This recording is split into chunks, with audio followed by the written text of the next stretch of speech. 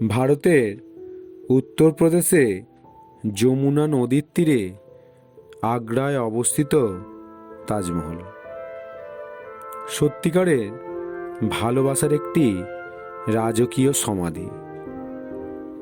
মোগল সম্রাট শাহজাহানের তৃতীয় স্ত্রী আরজুমানু মোগল সম্রাট শাহজাহানের তৃতীয় স্ত্রী আরজুমান্দ বানু বেগম, যিনি মমতাজ মহল নামে পরিচিত, তার স্মৃতির উদ্দেশ্যে এই অপূর্ব সৌধটি নির্মাণ করেন।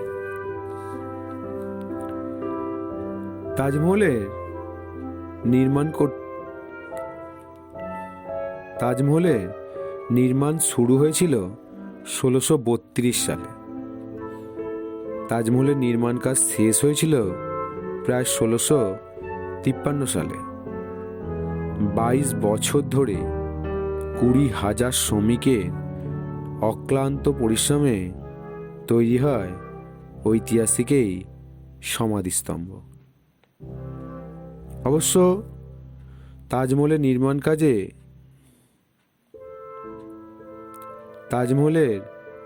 কাজে ফার্সি, ইসলামিক এবং মোগল স্থাপত্যের মিশ্রণ ব্যবহার করা হয়েছিল। তাজমহলের নির্মাণ কাজে প্রধান স্থাপত্য ছিল পারস্যের ওস্তাদ আহমেদ লাহোরি। অবশ্য ব্যাপক জনপ্রিয়তা থাকা সত্ত্বেও তাজমহলের অনেক তথ্য মানুষের অজানা। শাহজাহানের 14তম সন্তান জন্মদানের সময় ইন্তেকাল করেন মমতাজ মহল। তাজমহল নির্মাণের জন্য প্রয়োজনীয় সামগ্রিক এক জায়গা থেকে অন্য জায়গায় স্থানান্তর করতে কাজে লাগানো হয় প্রায় 1000 হাতি।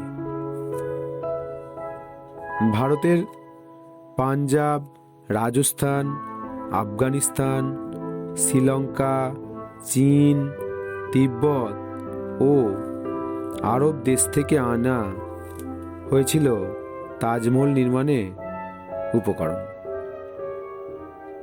তাজমহলের গায়ে রয়েছে 28 ধরনের মূল্যবান রত্নের সমাবেশ। দিনের বিভিন্ন সময় ও পূর্ণিমা রাতে তাজমহল নানান রং ধারণ করে। তাজমহলের নিচে মোগল সম্রাট শাহজাহান এবং তার স্ত্রী মমতাজ মহলের সমাধি রয়েছে। তাজমহলকে মোগল স্থাপত্যে সর্বোত্তম উদাহরণ বলে মনে করা হয়। তাজমহলকে বিশ্বের 7ম আশ্চর্যের মধ্যে একটি বলেও মনে করা হয়। 1983 সালে তাজমহলকে ইউনেস্কোর বিশ্ব ঐতিহ্যবাহী স্থাপনা হিসাবেও তালিকাভুক্ত করা হয়। জনশ্রুতি রয়েছে শাহজাহান কালো মার্বেল ব্যবহার করে আরেকটি তাজমহল বানাতে চেয়েছিলেন। তার ছেলেদের সঙ্গে শত্রুতার কারণে তা করতে পারেননি তিনি। তাজমহলেরও প্রতিলিপি আছে। এগুলি হল মহারাষ্ট্রে ঔরঙ্গাবাদে গড়ে তোলা বিবিকা মাকবারা ও বাংলাদেশের নারায়ণগঞ্জে অবস্থিত তাজমহল। তবে আগ্রার তাজমহলের মতো চোখ ধাঁধানো নয়। 19 শতকের শেষের দিকে লর্ড কার্জন তাজমহল পুনর্নির্মাণের একটি বড় প্রকল্প হাতে নেন। প্রকল্পের কাজ 1908 সালে শেষ হয়। তিনি তাজমহলের ভিতরে মঞ্চে একটি বড় বাতি বসিয়েছিলেন তখনই বাগানের নকশা পরিবর্তন করে ইংরেজ পার্কের মতো করে গড়া হয়, যা এখনও রয়েছে। বিংশ শতাব্দীতে তাজমহলের ভালো রক্ষণাবেক্ষণের হয়। 1942 সালে যখন জার্মান বিমান বাহিনী এবং পরে জাপানি বিমান বাহিনীর দ্বারা আকাশপথে হামলা চালায়, তৎকালীন সরকার তখন তাজমহল রক্ষার জন্য এর উপর একটি ভাড়া তৈরি করেছিলেন। 1956 এবং 1971 সালে পাকিস্তান বাংলাদেশ যুদ্ধের সময় তাজমহলকে ভাড়া দিয়ে ঢেকে দেয়া হয়েছিল,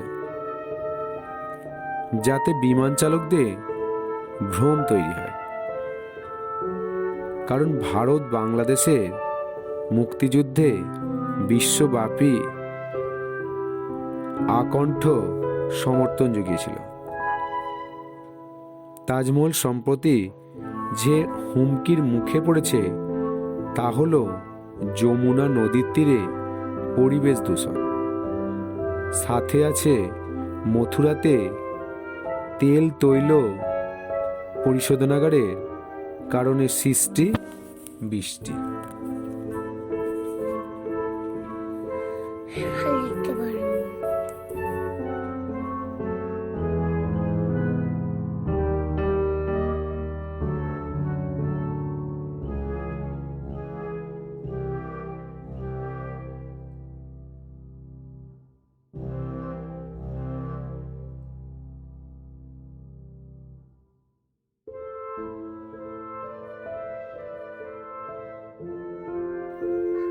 আমার চ্যানেলটাকে যদি আপনাদের ভালো লেগে থাকে অবশ্যই তাহলে সাবস্ক্রাইবার করবেন এবং কমেন্ট করবেন এবং লাইক দেবেন।